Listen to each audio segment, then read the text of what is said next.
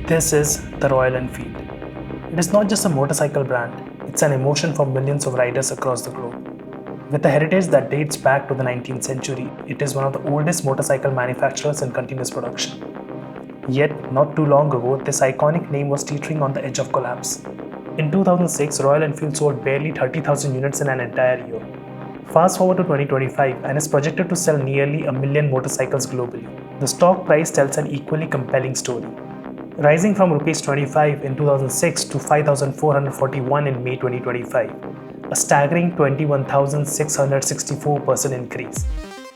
Royal Enfield has a phenomenal story. From its origins in the UK to becoming a cult symbol in India and expanding its footprint globally, the story of Royal Enfield is one of resilience, reinvention, and rebellion. This is a journey that spans over a century, touching war zones, mountain passes, and hearts. Born in England, reborn in India, this is the story of Royal Enfield.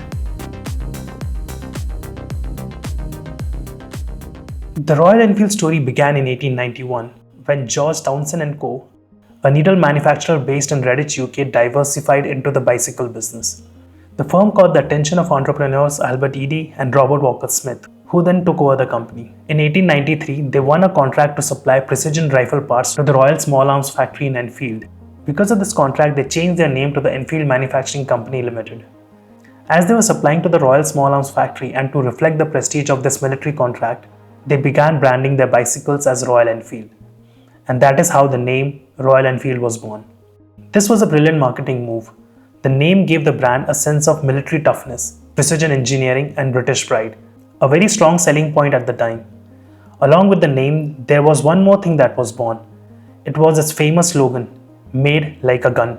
In 1901, Royal Enfield built its first motorized vehicle, a bicycle fitted with a small engine. This marked the beginning of what could become one of the most enduring motorcycle legacies in the world. Royal Enfield was a pioneer in motorcycle engineering.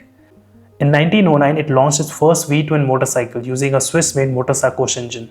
By the 1910s, it was developing motorcycles with larger engines and sidecars, which soon found favor with military and police forces.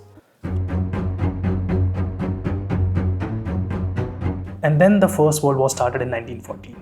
During the war, Royal Enfield supplied motorcycles to the British Army. Their machines were known for their rugged construction and reliability in tough terrain, which was what was needed during the war. Post-war, Royal Enfield continued innovating, introducing 2-stroke and 4-stroke models. In 1924, a ladies' model was launched. It was a 225cc model with a step-through frame to accommodate the clothing style of the era, making it easier for women to mount and ride the motorcycle. In 1932, Royal Enfield launched the iconic 350cc Bullet, a name that would become legendary in motorcycling circles for decades to come. World War II was a turning point for Royal Enfield. The company produced thousands of motorcycles for military use, including the famous Flying Flea. The Flying Flea was an iconic bike. While other Royal Enfield bikes were pretty heavy, the Flying Flea was a 125cc lightweight bike that could be parachuted behind enemy lines. How cool is that? The bike weighed just about 59 kgs and had a field strippable design, meaning it was designed to be assembled and then reassembled back together in the field without specialized tools. This was a key requirement for its intended use in the war, where it needed to be transported and used by troops in remote locations. And it could easily be repaired, and even soldiers with minimal mechanical training could diagnose and fix common issues. There's more to the Flying Flea story, and I will come back to it towards the end of the video. After the war, Royal Enfield resumed civilian production and began to export motorcycles worldwide. The post-war models retained their robust build and became especially popular in Commonwealth countries. Royal Enfield's story took a historic turn in 1955. The Indian government was looking for reliable motorcycles for its army and police forces. The 350cc Bullet was selected and a licensing agreement was signed with Madras Motors in India. This led to the creation of Enfield India, a joint venture that began assembling bullets in Madras, now Chennai, from kits imported from the UK. By 1962, complete production had shifted to India, and Royal Enfield became one of the first motorcycle manufacturers whose bikes were entirely made in India. But while Royal Enfield was rising in India, it was slowly fading away in the UK. During the 1950s, Royal Enfield was still a respected brand in the UK, known for its bikes like the Bullet, Meteor, and Interceptor. But by the late 1950s and early 1960s, Japanese motorcycle manufacturers like Honda, Yamaha, Suzuki, and Kawasaki entered Western markets with their reliable lightweight bikes. The Japanese bikes provided much better performance and were aggressively priced. Royal Enfield could not compete with the Japanese bikes, and in 1971, Royal Enfield UK was officially shut down, and the brand ceased to exist in Britain. The Japanese were everywhere. They did something similar to the Swiss watch industry as well. The final motorcycle made by Royal Enfield UK was the Interceptor 750 Mark II. While the brand ceased to exist in the UK, the Indian operations carried on. The bikes were now getting imported into the UK from India. Royal Enfield had come a full circle. The 1980s and early 1990s were not kind to Royal Enfield. The Japanese storm that hit Royal Enfield UK had now arrived in India. The Indian two-wheeler market was being flooded by lighter, faster and more affordable bikes from Japanese manufacturers like Honda, Yamaha and Suzuki. The bulky, thumping Bullet was seen as outdated and inefficient. For decades, Royal Enfield bikes were mostly seen as utilitarian machines, ridden by police, army personnel and rugged touring enthusiasts. Production quality was inconsistent, technology was lacking and the company seemed to be stuck in a time warp. Royal Enfield was on the brink of collapse, with dwindling sales and a shrinking loyalist base. In 1994, Eicher Group, an Indian automotive company, acquired Royal Enfield. At the time, Eicher was best known for making tractors and commercial vehicles, and this acquisition was seen as a risky bet. For the first 6 years of the acquisition, nothing much changed. But in the year 2000, the young 26-year-old Siddhartha Lal became the CEO of Royal Enfield. Siddhartha Lal is probably the most important person in the Royal Enfield history who ended up saving the brand and making it a global sensation. He believed in the brand's unique legacy and emotional connect with riders. Siddharth himself was an avid motorcyclist who took over the reins and started overhauling operations. The first step towards this was radical restructuring.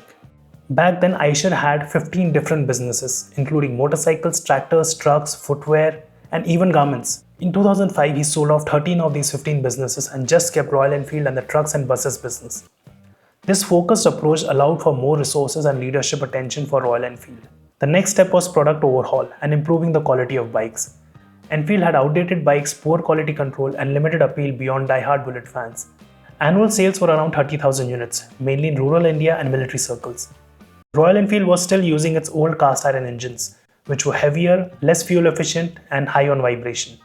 This was replaced by the new unit construction engine, or the UCE. The UCE was introduced in 2008, which integrated the engine and gearbox, improving reliability, fuel efficiency, and emissions. Also, the new engine was made of aluminium instead of cast iron, which made it significantly lighter. The new engine was also compliant to the emission standards, like the BS3 and Euro 3 standard in 2008. Meeting the Euro 3 standard was especially important for its global expansion strategy. But the cast iron Bullet had a signature thump. The new engine does try to retain the thump, but it's not the same. It's a little muted one. And that is what some of the enthusiasts miss in the new engine. There was one more issue with the old bikes. The gear shifters were on the right. In contrast, all other motorcycle companies at the time had their gear shifters on the left. So the Royal Enfield also moved their gear shifters to the left and rear brake to the right. This change aligned Royal Enfield with global norms, making the bikes more accessible for new and international riders. Another addition to the Royal Enfield was the electric start. This was introduced to all its models.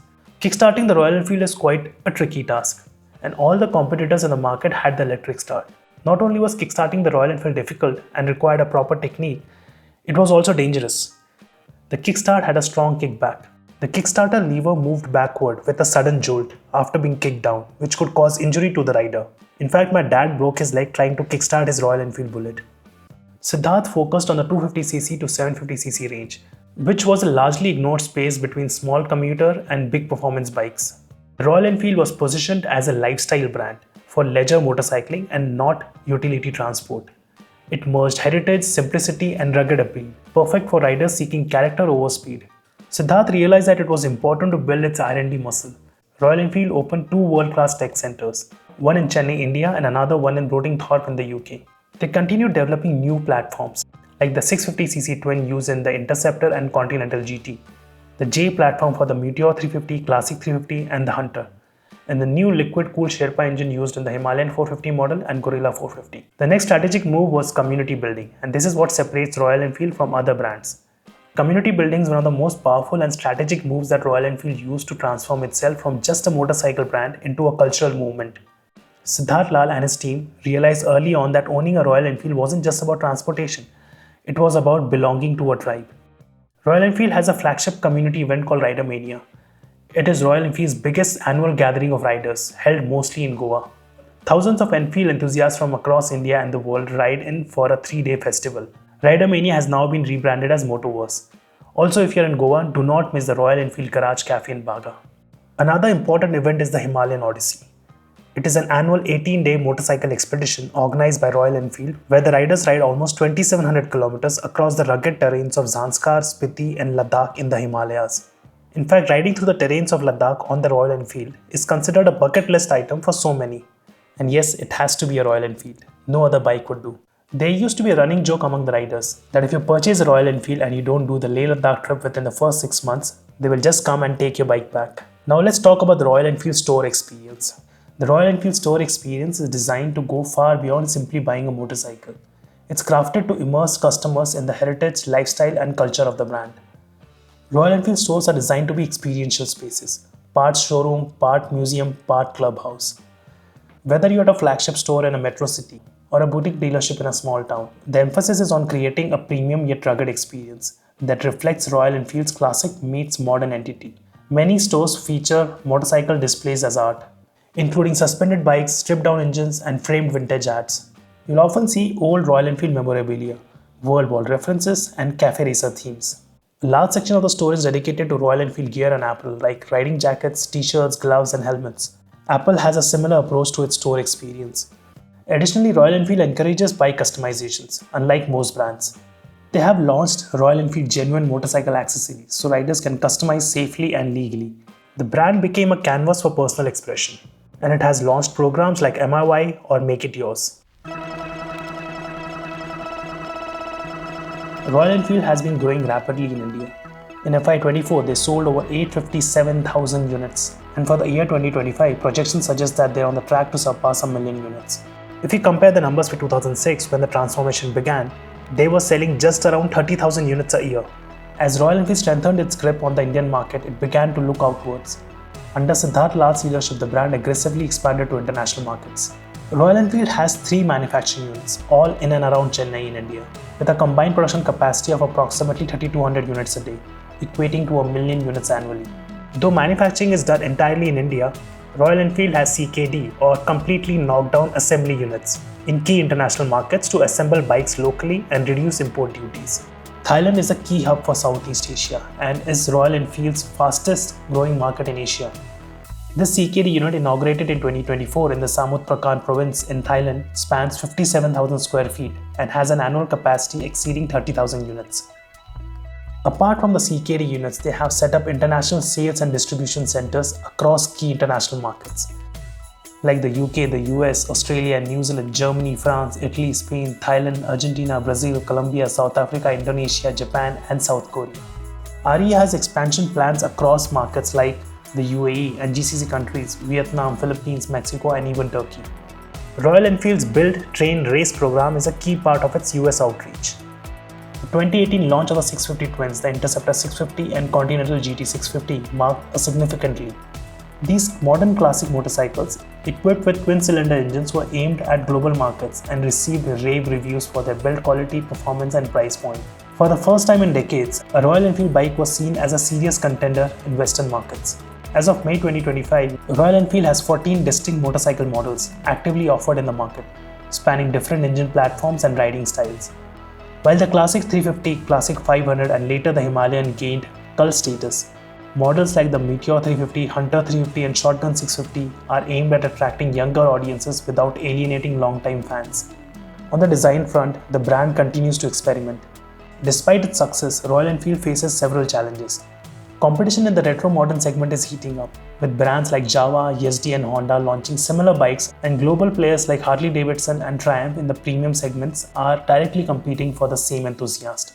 Globally, the push towards electric mobility means that Royal Enfield will have to evolve its lineup in the years to come.